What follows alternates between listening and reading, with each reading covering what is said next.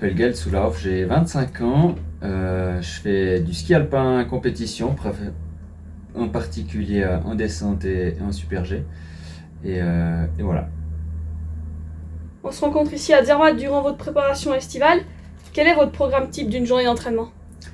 Alors on se lève aux alentours de 5h30, on prend la cabine vers 6h30. Et puis après, à partir de 7h, 7h15, on est sur les skis. Et puis on skie jusqu'à ce que la piste ramollisse trop pour skier dans des assez bonnes conditions. Et ce qui fait aux alentours de 10h30, 11h. Et puis après, on mange et on redescend. Se reposer un peu l'après-midi, aussi faire un petit peu de condition physique à côté. Et puis après, on mange pas trop tard le soir pour aller aussi au lit pas trop tard et récupérer au mieux. Que faites-vous de manière générale d'avril à octobre? Alors d'avril à octobre, il y a une grosse partie condition physique au début. C'est vrai que là jusque à la mi-juillet, on est principalement à la maison. Aussi un petit peu des camps de condition physique à Macolin. Mais c'est vrai qu'on est principalement sur l'entraînement physique. Et puis après, à partir du mois de juillet, et puis encore plus particulièrement à partir de la mi-août, on recommence à skier sur les glaciers ici à Zermatt. Et voilà, on fait environ 40 jours ici à Zermatt du mois de juillet au mois d'octobre.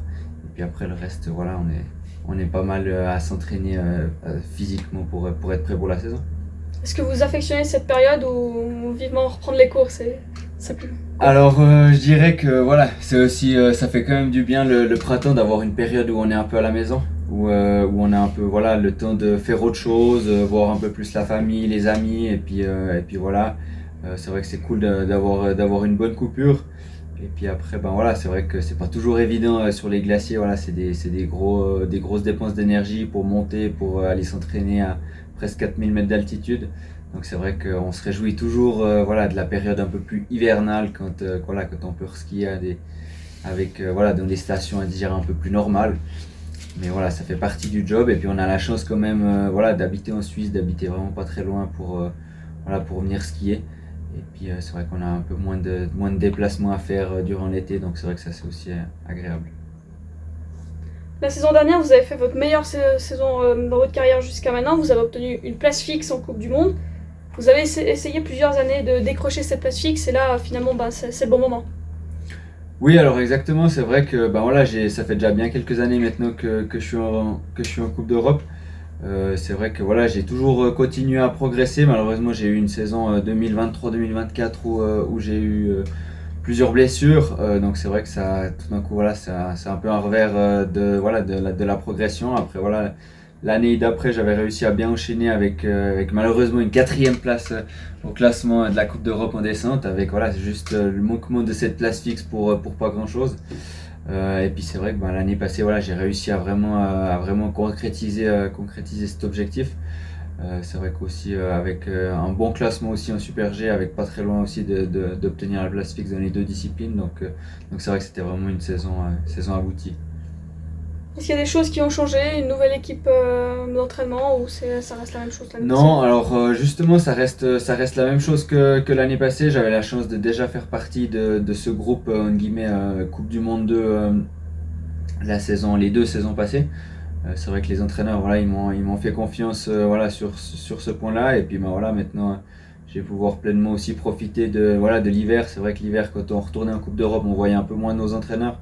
Maintenant, la saison prochaine, voilà, de pouvoir faire toute l'année, en guillemets, avec nos entraîneurs avec nous. Et puis voilà, de pouvoir aller sur le circuit Coupe du Monde, ça va être cool. En descente, ce sera les Coupes du Monde et en Super G, plutôt les Coupes d'Europe. Voilà, en Super G, c'est encore un peu incertain. C'est vrai qu'on est pas mal de Suisses à prétendre aux dernières places, je dirais, en Coupe du Monde pour la saison prochaine. C'est vrai que il y a pas, malheureusement pas à part Lens Eschler qui a la place du classement général, il n'y a pas forcément de place fixe en Super G. Donc voilà, on va essayer de se battre pour peut-être avoir une place en Super G. Et puis c'est clair que s'il n'y a pas forcément de place, on risque bien de retourner en Coupe d'Europe, essayer de se battre pour choper ce ticket aussi en Super G. Oui, justement, avec le niveau actuel de l'équipe suisse en vitesse, passer par la place fixe, donc par les 3 meilleurs de Coupe d'Europe, c'est un petit peu le seul moyen d'accéder à la Coupe du Monde actuellement.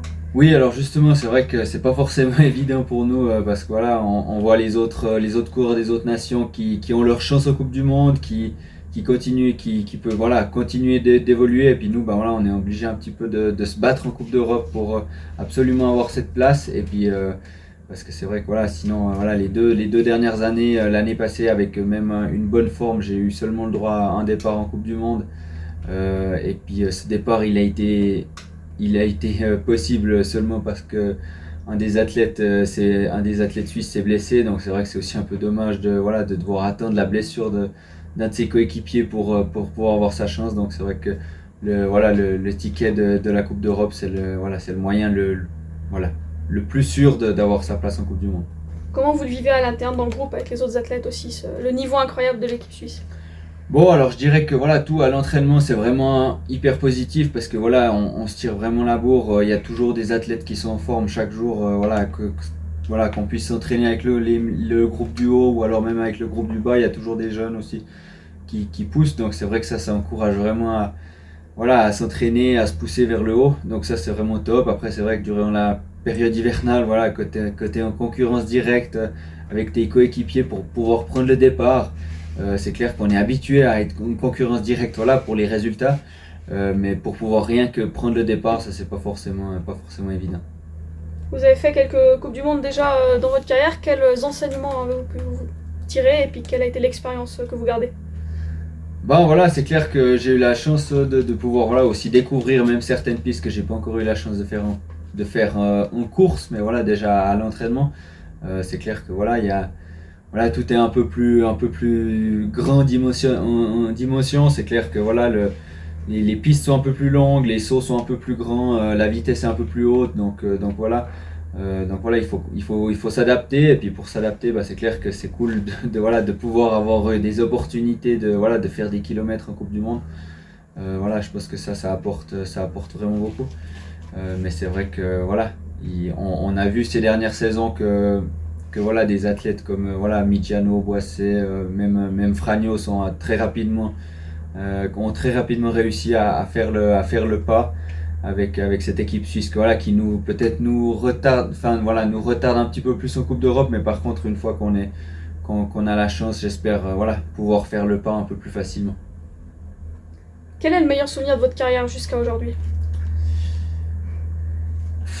Le meilleur souvenir, je sais pas exactement. C'est vrai que voilà, je dirais cet accomplissement là de la Coupe d'Europe, voilà, c'est un peu sur toute une saison, donc c'est un peu un souvenir un peu différé, je dirais. Mais c'est vrai que je pense quand même un des souvenirs les plus forts, c'était quand même au championnat du monde junior. Voilà, quand j'ai pu obtenir ma troisième place. C'est vrai que voilà, c'est une course d'un jour. On sait que voilà, un championnat du monde junior, c'est peut-être une voire deux fois dans une carrière. Et puis même pas forcément pour tout le monde. Donc c'est vrai que voilà, la chance d'arriver à performer le jour J voilà, sur une compétition comme ça, c'était vraiment un bon souvenir. Et le pire souvenir? Bon, le pire souvenir, je pense que voilà, il y a les blessures. C'est clair que les blessures, ça fait vraiment partie voilà, des souvenirs pas forcément agréables. Voilà, la désillusion aussi de l'année passée à Kvitfjell, enfin voilà, de la saison 2025 à Kvitfjell sur la dernière course Coupe d'Europe qui aurait pu me permettre d'avoir une place fixe quand ça avait été annulé. Ça, c'était aussi un moment, je dirais, émotionnellement encore presque plus dur parce que voilà, on se bat voilà, depuis de nombreuses années et puis voilà, sur quelque chose qu'on peut pas forcément influencer, la météo, voilà, voilà, je dirais que quand même des conséquences assez importantes pour la carrière. C'est vrai que c'est pas forcément évident. On l'a dit, vous êtes skieur alpin. Est-ce que des fois vous avez l'impression de faire des sacrifices dans votre quotidien pour pouvoir vivre comme ça? Oui, alors c'est clair, de toute façon, il y a des sacrifices à faire hein, voilà, pour espérer viser, être dans les meilleurs du monde. Voilà, c'est clair qu'il y a bien sûr il y a des sacrifices. Notre corps, c'est aussi notre outil de travail, donc c'est vrai qu'on doit quand même faire attention voilà, à ce qu'on fait le reste de la semaine, ce qu'on fait les week-ends. Donc voilà. Mais après, voilà, on sait aussi que voilà, ça a un but et puis ça a du sens et du coup, voilà, et c'est ça qui, voilà, je dirais, qui élimine un peu ces points négatifs. Quel est votre plus grand rêve? Bon, alors mon plus grand rêve, c'est clair que c'est d'arriver vraiment au sommet du ski mondial. C'est vrai que je pense que voilà, de pouvoir jouer les places tout devant en Coupe du Monde, c'est vrai que je pense que c'est vraiment l'objectif de chacun. Mais voilà, surtout mon objectif aussi à moi. Vous êtes ici en camp à Zermatt, on l'a dit, il y a beaucoup de monde autour de vous pour que ça puisse fonctionner. Vous pouvez expliquer un petit peu les personnes qui sont là, qui vous accompagnent en plus des autres athlètes? Alors ben voilà, nous on n'a pas une très très grosse équipe, mais on a quand même la chance d'être assez bien accompagné. C'est vrai que alors ben, en principe, en priorité, ben, il y a les entraîneurs que ce soit de ski ou aussi de conditions physiques. Et puis après, on a la chance voilà d'avoir aussi une physio qui nous suit tout au long de l'année. Et puis bien sûr, bien évidemment, les préparateurs de ski. Voilà, on a un préparateur plus ou moins pour un voire deux athlètes voilà, qui nous suivent tout au long de l'année et puis qui préparent nos skis de manière optimale. Très bien, merci beaucoup Gaël Soulauf. Mais de rien.